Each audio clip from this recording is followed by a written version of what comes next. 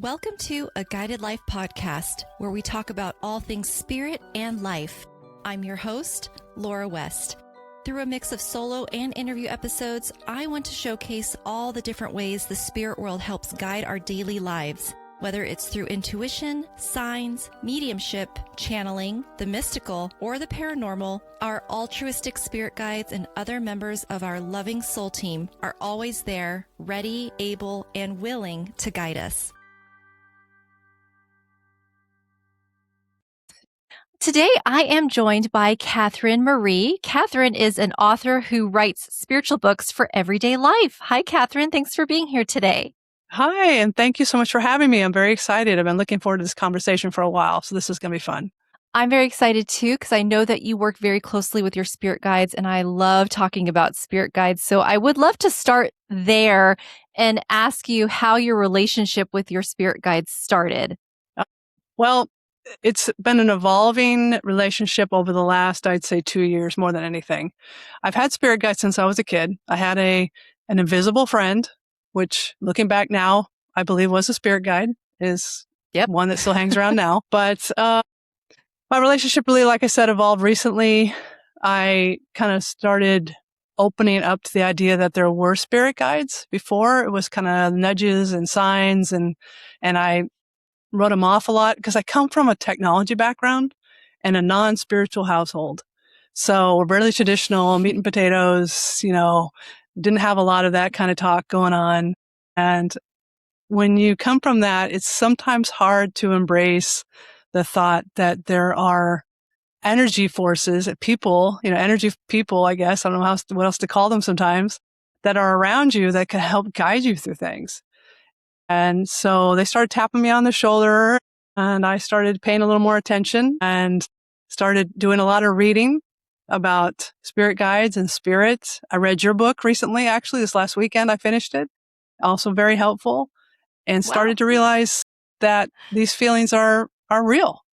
Yeah. Your book was great. I loved your book. Guided. I took away so many takeaways from that. So yeah, that's the kind of stuff I've been reading that's been really helping me get in touch with my spirit guides. Oh, thank you so much, Katherine. That was so sweet of you to say. I appreciate that. Yeah, I wrote that with my spirit guide, Jason, as I don't know if you can recall, but the forward was Jason. Yeah. From Jason, my spirit guide. Yeah.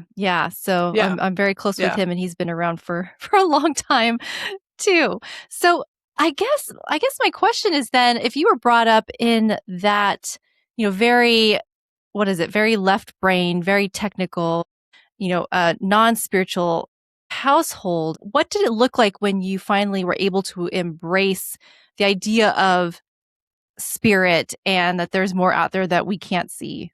Well, it was very tearful, as I'm sure you can imagine, a very emotional kind of awakening. These things just kind of come to you like downloads.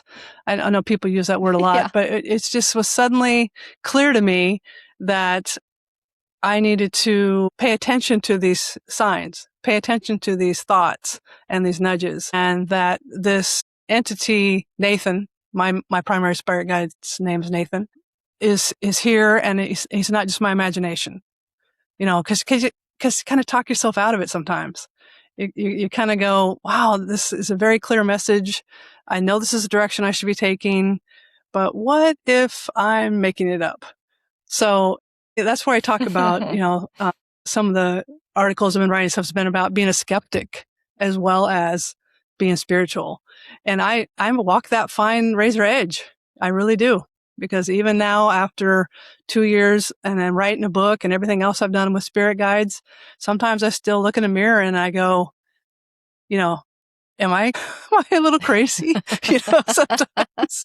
So, I mean, is this all real? Totally. And then I get reassured, I find a feather or something like that. And I'm like, yep, absolutely. Everybody's here hanging out with me. I got Nathan, I got Melissa. We're all just having a party. So yeah, it's been a journey. It is a fine line. I think that's why it can be so hard for people to know, if it's their guides or if it's something that they're making up. So yeah, I can completely relate to that on so many levels. Now, how did you meet Nathan? I know you said, was it a couple years ago that you learned about spirit guides, but then realized that he was with you since childhood? Yeah. So Nathan's been hanging out with me for a long time. I mean, we're talking decades. And I always kind of had this fantasy figure in my head whenever I was facing challenges. Whenever I was going to have to do public speaking or something like that, I would like psych myself up by imagining, but actually never realized it was my spirit guide was hanging out with me, but imagining this person that was kind of like empowered me, like kind of built me up and made me feel good, like this warrior presence. Nathan's definitely the warrior presence of my spirit guides and really gives me confidence. And so, and about 2 years ago, I came across a book called Signs. I don't know if you've heard of the book Signs. I can't remember the name of the author at the moment off the top of my head, but it definitely helped me realize that I am seeing real things. I am seeing spirit guides. And so, like I said, I did more reading and I found out that this is a legit thing. And Nathan's happy. We do high fives. Like I wrote the book High Five Your Spirit Guide because we do high fives now because I can acknowledge that this is a real thing. Guide. He's my confidence spirit guide. And when I need to feel inspired and excited and ready to do public speaking or something, he is who I go to. How did you learn about that? Like, how did you know? Because I'm sure that there are people out there who, maybe know they have a spirit guide or are wondering if they have a spirit guide and how they can create that relationship. How can they learn their names? How do they know what they're there for? How did you learn his name and what he was there for you? Right. Well, I learned his name through doing journaling. So I find the easiest way to communicate with my spirit guides on kind of a conversation is through journaling. And I literally mean I write a question and then the answer will come to me and I write it down.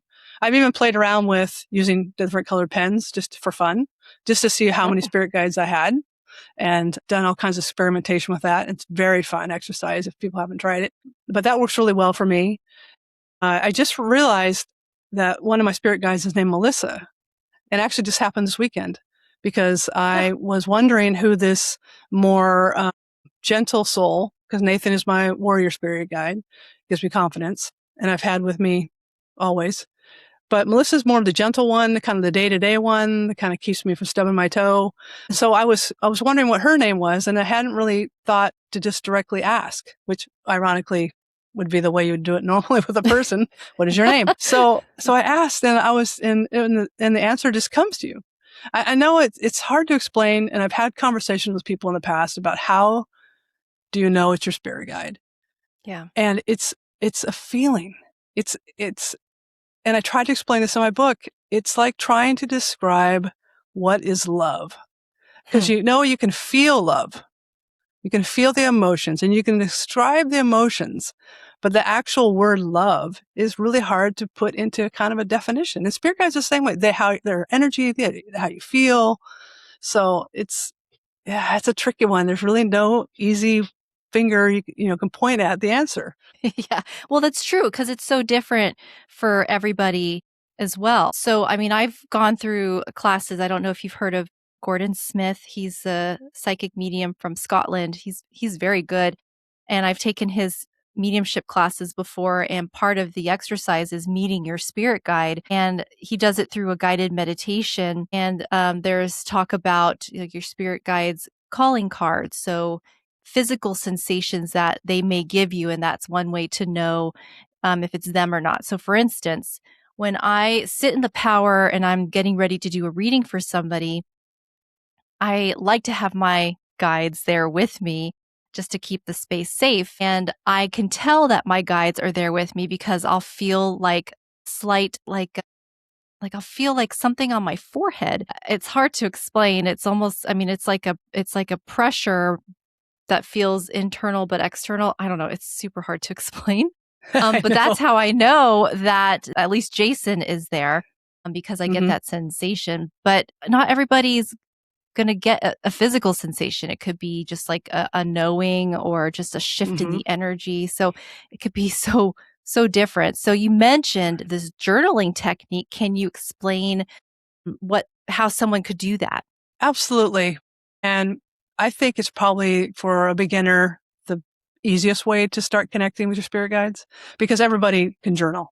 I mean, I just have a plain old notebook that I picked up at Walmart for 15 cents during school supply month or whatever week. And you just grab a quick notebook and a pen And then you try to just relax. That's a big thing. You got to open yourself up. You got to set your intention and then go ahead and start the conversation. And you can literally start with saying, hello, is anybody here? And if you are here, can you tell me your name? And then write down the first thing that comes to you. Don't overthink it. That's the biggest blocker with spirit guides. I'm sure you can relate, is overthinking, talking yourself out of it. And so it just literally can be a pen to paper, any medium will work that you can write on, and just let it flow. And then go back and read over it, and you'll be amazed how you get the tingles. I actually get I get a smell. I get like a smell of cigarette smoke sometimes, which is always an interesting one. People say, I know my spirit guides are here when I have cigarette smoke. And then when it's a comment on my TikTok or something, people all give it a bunch of laughy emojis because they think that's hilarious. But actually I get the same thing. It can be just any kind of smell. There's a lot of different ways you can know they're there. Yeah. And my advice when people ask, how do you know, it's almost like a sign from your spirit guide. So I always tell them, and you can let me know what you tell people too, that, you go with your first thought. So we talk about how it could be so fleeting and we don't want to overthink it. So when you smell that cigarette smoke, if you think about Nathan or Melissa or whoever it was associated with that cigarette smoke, then that to me is like, okay, that's your intuition telling you that that's a sign from your guide. Because once we start to justify it or doubt it, then that's us getting in the way of that sign coming through. How do you explain that to people? Oh, yeah. Just like you're saying, that your ego is what will jump in there and try to protect you from, thinking things that may be a little outside your norm, maybe make you feel uncomfortable, and your ego doesn't want you to feel uncomfortable. So it'll take that. If you don't grasp that very first sensation, like you just said, and don't let your intuition rule, which your intuition, unfortunately, is a very quiet being, it will often get overridden by ego. You'll lose it. So you have to really be in touch with yourself. And that's what I've really done over the last 2 years, is really gotten into meditation. I put together an altar here in my office with me. I never had an altar until about 18 months ago. I do a lot of kind of channeling through writing, and, it just takes practice like everything else. And you have to be willing to open yourself up to it. It's ironic because I was recently talking to my publicist who helped me connect with you. Jackie, she's amazing. And, she read the book, and that's why we decided to have these conversations. And she stopped me kind of midway through, and she's like, I saw a sign, and so it's like, okay, let's talk about it. Let's not talk about anything else. We need to talk about this, because this is the most important thing we can talk about right now, really, is that you saw a sign, and what does it mean? And could you have a spirit guide? So, I mean, it's just like people, when they learn about it, I find more and more people are excited about it, which is great. I think the world is changing towards a more open-minded perspective towards spirit guides and things that are spiritual and using your intuition and stuff. And we need that. The world needs that. So this is a great time. Yeah, definitely. Well, okay. So a couple questions that came up. First of all, you mentioned an altar. Can you share what the significance of having an altar is to you, and what is on your altar? Okay. So an altar doesn't have to be quite as fancy as mine, but mine is a glass table, and on it I have, based on north, south, east, and west, I have different things. I have like a feather to represent air. I have a candle represent fire. I have crystals represent earth, and I have a moon water to represent water. So that's on the different parts of my altar. And then I light different candles based on what it is I'm trying to connect with. Like right now, you can't see it because it's over there, but there's an orange candle burning, so I have that because it's for creativity and communication. And so I have, things like that going, and I talk about those in the book actually, but there are different things that you can use: crystals, candles, altars, to connect your spirit guides. And the reason why I have the reason I have an altar is because it gives me a quiet place to connect. And that's why I really recommend people have one. And it doesn't have to be fancy. It can be a nightstand. It can be a shelf in your bookcase where you just put down maybe a feather you found. It doesn't have to be elaborate or, out there in everybody's face if you're worried about people second guessing your sanity if you have an altar. So yeah, it can be, but it's a nice place where you can stop you can pause, and you can just say hello to your spirit guides and say thank you. Gratitude is a huge piece of this. And that's why I use mine. I use it every day, and I meditate at it, and I do communication work at it. And it just really is an important part of my life. Yeah, I think altars are great because it's almost like it's like a space where as soon as you sit down, your your mind and body and soul are like, no, it's go time. Like it's time to Yep. connect to spirit. It's time. I heard talisman can be very similar too. So like some people who say if you do readings for clients, every time you're ready to do a reading, I don't know, you have like a crystal that you hold in your hand. Or for me, for a while, it was putting a pillow over my lap. And it was almost like when I had that pillow on my lap, it was time to like drop in or to connect. It just like became like this automatic. It's like Pavlov's dog, I guess, where as soon as you like have that talisman or you're in that altar space, it's like you're ready to drop right in. Yep. It totally dials it in. It definitely helps clear out the noise. Yep. Yeah. Yeah. Okay. So another question that I have for you, because I know I get this a lot as well. So I'd like to hear your answer. First of all, what is a spirit guide? Because we hear about spirit guides, we hear about angels, we hear about ascended masters. I mean, there's so many entities out there. I know. What is a spirit guide? What is a spirit guide? Well, that I mean, you already know it's a tricky answer. That's why you're asking me. A spirit guide. Okay, so a spirit guide is not necessarily to me. This is to me. Now, everybody has a different perspective, but to me, a spirit guide is not an angel or an ascended master. It's actually something that's an energy persona. Basically, it's assigned to you at birth. You usually have more than one. I call it. You call it your team. You have a team. I think of like my superhero team as well. And nice. They, like I said, they're like an energy. They're a sensation. They're a feeling. They're not necessarily people you can see. And, they're not necessarily always people. Some people think spirit animals can come into spirit guides, and that can be possible. I kind of differentiate between them. I kind of see spirit guides as a standalone. But yeah, they're just there. I know, that's a horrible answer. Sorry. Well, and another thing that I like to share with people too is what I've learned about spirit guides is that they have lived lives on Earth. Maybe not all of them, but I do find that to be like a common theme, so that they can empathize with their human as they help guide them through their life as well. So the different and angels. I mean, I've connected with angels before, and and just through like reading books and listening to podcasts and everything like that, and talking to people. Angels can temporarily like incarnate.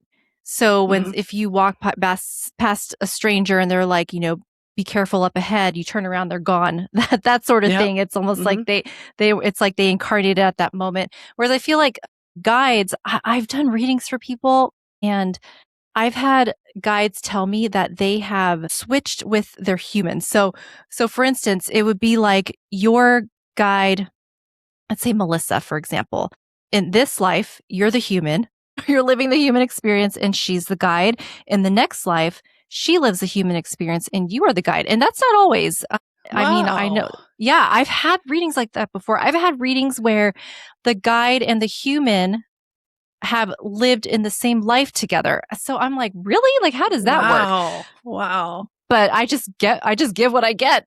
So it's almost like you can't really, there's no right or wrong answer. That's why I think, we teach people about intuition. It's so important because like you said, Katherine, to me, this is what a spirit guide is, because this is what feels intuitively right. Because I don't think it's not black and white. No, it's certainly not. It's a whole rainbow of colors. Yeah, exactly. Yeah, it really is. It really is. So, so to tell somebody that, oh, no, you're wrong, I feel like that goes against us trying to teach people about their intuition, right? For instance, do you get that a lot where people say, oh, my mother who passed away, she's my guardian angel, or I think she's a spirit guide. And what I was brought up with, learning about spirit guides is that like that wouldn't be the case. That's a past loved one. Right. But then I'm like, but if that person really feels it and we're teaching intuition to people, why would I take that away from them? Yeah. Because it's not black and white. it is not black and white. And you're right. And that does come up. I get comments on TikTok about, hey, I think it's my grandmother who passed away. I think that's my spirit guide now. And I don't discount that, because maybe that is their spirit guide. It's going to be different for every person. The universe, spirit, soul, all too much for us to comprehend as humans. There's too much going on there for us to be able to describe it in easy human terms. Yeah, exactly. Okay. So the other question I want to ask you is about intuition, because we talk a lot about it, because it's almost like the way to communicate with our guides. Can you share what intuition is to you, and how are you learning to hone in and practice following your intuition better? Yeah. Intuition is basically that first sensation, the very first thought before you even take another breath. And it is what guides you. If you can open up to it, if you can hone it. I mean, there's lots of books and classes and podcasts and everything else about how I even listened to yours about intuition recently. That was one of the ones I listened to. And it's just this little, I hate to use the word voice, because I don't want people to think they have to hear voices. But it's this little inkling that you get that tells you, yes, you want to do that, or no, you do not, or this is a person you should talk to, or this is a person you should avoid. And, if you don't follow it, you can get yourself into some serious trouble. And another, I use this sometimes in my book as well, is following your gut. Some people find that easier to relate to, where they're like, oh yeah, I've heard of that before. When you follow your gut instinct. Well, yeah, my friend, that is also your intuition.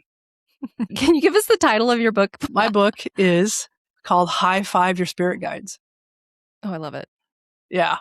And that actually came from my spirit guides. That came from Nathan, directly from Nathan. I was having dinner, and all of a sudden the title just was whispered in my ear, basically.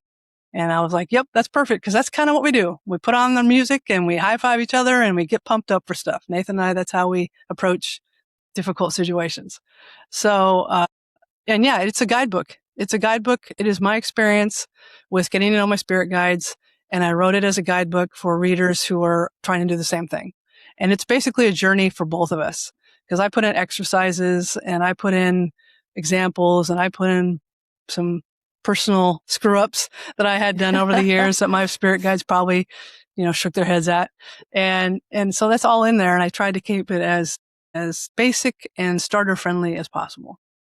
Yeah, that's wonderful. So what inspired you to even write a book? Did you think that you would have ever written a book? Did you have aspirations of becoming an author? What was that journey like? Yeah. So I actually went to a psychic in Sedona about a little over a year ago. And the psychic told me, you're going to write a book like you've never written a book before. Because I've written some fiction books before, but this is totally different. So, and she said, it's going to come to you and you're going to know it when it's time. And then you're going to write it. And so I'm like thinking, yeah, whatever, because it's my first psychic experience. And I'm like, there's no way I'm going to end up writing this kind of science metaphysical book. So I almost said science fiction. Freudian slip. Exactly. Metaphysical book. So I kind of discounted it at the time. And then later on, it was a series of downloads more than anything. It was my relationship with my spirit guides was growing. I was doing a lot of journaling. I was getting a lot of ideas. And I thought, I need to share this. This is the book I was meant to write. So put it out there and we'll see if people like it. Did you write the book that you wish you had? Oh, yeah. Yes. Yeah. Yes, definitely. And that's kind of why I wrote it as well, because there's a lot of people with questions out there. And I think this book answers some of them. It's not the end all be all book, of course, but I think it will start people following some intuition and opening their mind to it. And that's really what I focus on the most, is helping people open their mind to the possibilities. I think it's helpful to have books like yours and mine, because there's so much information out there, and your followers, your audience, they trust you, so they're going to listen to what you have to say. Same with me, I would hope, because there's probably a lot of information out there that maybe is not as well intentioned or as good intentioned as, your intentions, Katherine, or as my intentions. And so, I think it's important that we sort of have all this information in one place and people can read from the authors that they trust or that they Mm-hmm. like their ideas from. So I think that that's really great and really kind and courageous of you to write this book and share about your vulnerabilities when it comes to maybe where you messed up or where what it looks Yeah. like. It's relatable. It's very relatable because it's not Yeah. perfect. It's not a It's, perfect path. yeah. Yeah. It's not a perfect path. And you're right. I read a lot of books. I'm still reading a lot of books. I'm reading like The Untethered Soul right now by Michael Singer. So I tried, and like I said, I read yours right before this, and I keep a journal and I write down what I think from each chapter, basically my takeaways. And yours, the big one from yours. Okay, I'm going to digress a minute. So Yeah. the big one from yours was finding a soul community, finding other community members that I can talk to, because I feel a little bit siloed right now. I don't Yeah. have a lot of people around me that I can talk to because my family's not super into it. And, I got a girlfriend who kind of talks about it and stuff, but I don't really have you're so lucky with your soul sisters, having that tight Yeah. group. I would love to have that. So anyway, I took, that was a big takeaway from your book, because I need to find that. I need to find that community. So I'm Well, going to thank start goodness, reaching I out. guess, for social media, the virtual Yeah, world. it helps. It does help. It Yes. definitely helps. Yeah, absolutely. Yes. Okay. So we talked a bit about skepticism, and I think healthy skepticism is good, right? And maybe you Yep. agree. Mm-hmm. Oh yeah. Yeah. So, how has it been for you personally teetering that line? Well, it's been tough. It is a tough way to live, because, I can go along and have weeks where I am 110% spiritual, completely convinced that everything that I'm doing is for the greater good, and that my intuition is well honed. My spirit guides are right here with me. And then I'll have a weird moment where I suddenly doubt it. Yeah. I'll read something that someone discounts all this kind of thing. There's a lot of Yeah. negativity out there right now. Or I'll have a string of bad luck, maybe, which, like a car breakdown on the side of the road, can make you say, okay, why would my spirit guides let that happen? But then, you turn it around after you think about it for a while. And when that happened to me recently, I met some of the most amazing, kind people as a part of that experience. That I actually believe one of them may have actually been kind of an angel, and Oh. it came out of that experience. So you have to put it in perspective. Okay, that happened for a reason. I'm Yep. a huge believer in everything happens for a reason. Yep. And the universe has a blueprint. And that's actually, speaking of books, that's my next book. It's your universal blueprint. But anyway, That you so may have helped write. yeah, but but but I sometimes doubt it when bad things happen, or when bad things are happening in Sure. the world. And then it's hard to Yeah. sometimes keep the faith, I guess, is the way I'd put it. And that's when I teeter back and forth and can become skeptical. Yeah. Yeah, absolutely. Sometimes too I have a hard time because I wasn't brought up so much in a hardcore religious household. I was actually brought up in a Christian and Jewish household, and my parents were very open-minded to things. So feel very fortunate about that. But sometimes it's hard for me to hear, when people are like, "Oh, you speak to spirits on the other side, they're demons." And I'm like, Mm, God, like, gosh, so quick to judge and so quick to just assume that mm, the entities are evil. Like there's only Jesus and there's only God. That's it. You know what I mean? yeah, That part's yeah, hard for me to swallow and to hear.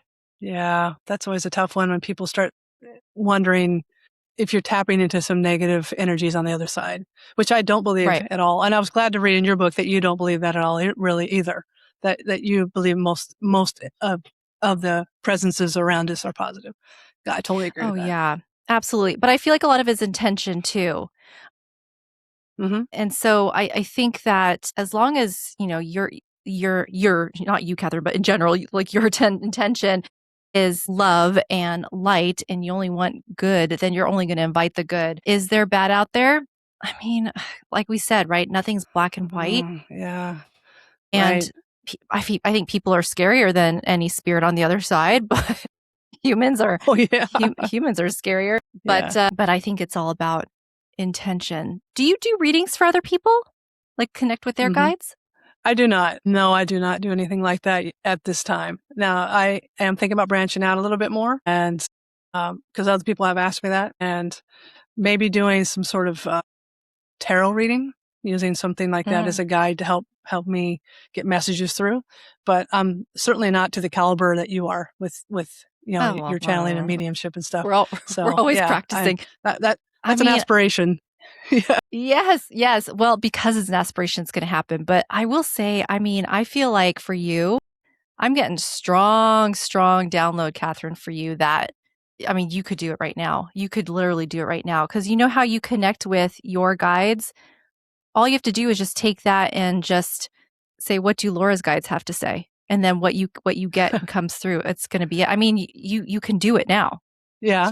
Well, Just if you Jason want and to. Nathan can sit down and have a beer and talk to each other and say, well, this is what I think. Yeah, seriously. I mean, yeah, because I really feel like Nathan is kind of like urging you. I don't know if you've been feeling like the urge or if opportunities are coming up or if I've not been the only person recently to ask you about reading for other people, but I mean, I feel like Yeah, I believe it.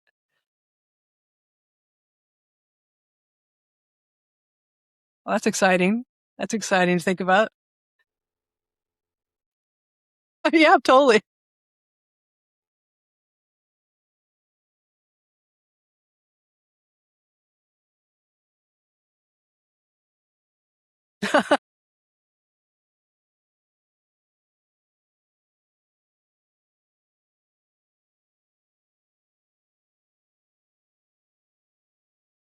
Oh, yeah.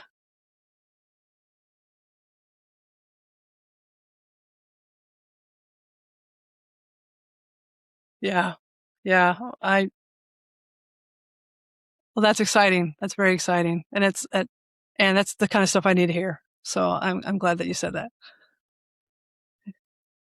Because well, yeah, yeah, that's true. But the skepticism comes in. We were just talking about the skepticism where you're like, yep, you wrote a book, but is anybody going to read it? Yeah. So it's just like, so that's exciting. So I'm glad that you're getting that.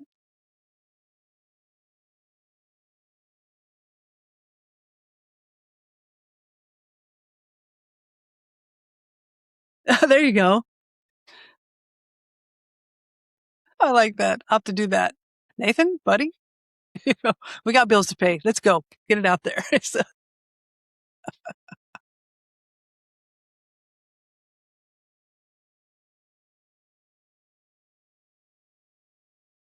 we get these messages and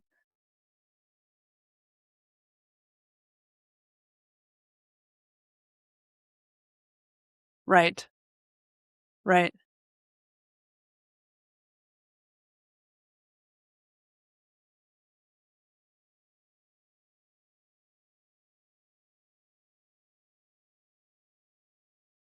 right.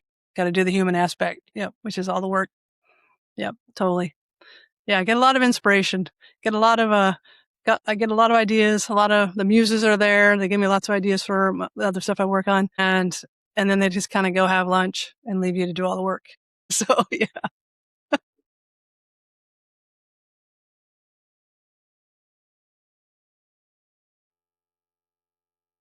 So if they go through my publisher, which is my own LLC, I created a publisher to publish under. It's innercompassmedia.com. And everything's on there. Links to the book, links to me, all my social media, email, things like that. It's all under innercompassmedia.com. And yeah, that's the best way to reach out to me.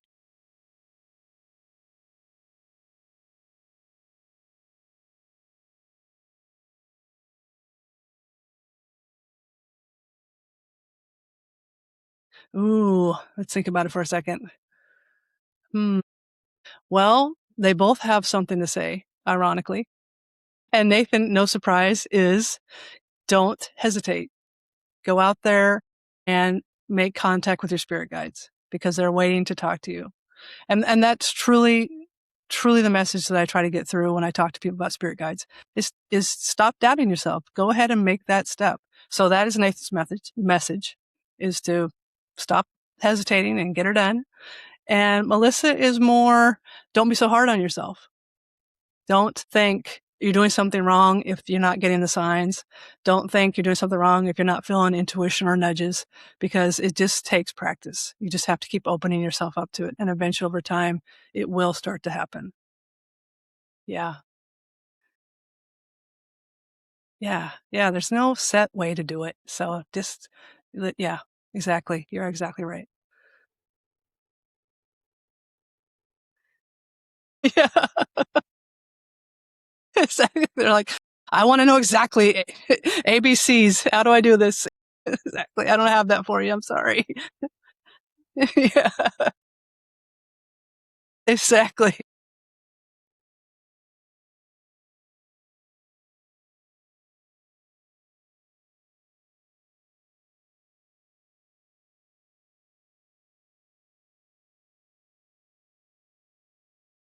Oh, thank you for having me. I had a great time, and this has really been a special, so I appreciate it.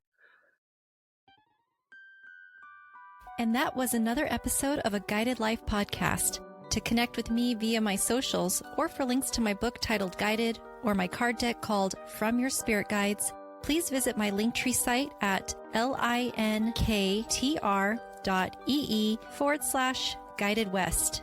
Thanks so much for tuning in, and until next time, love and light always.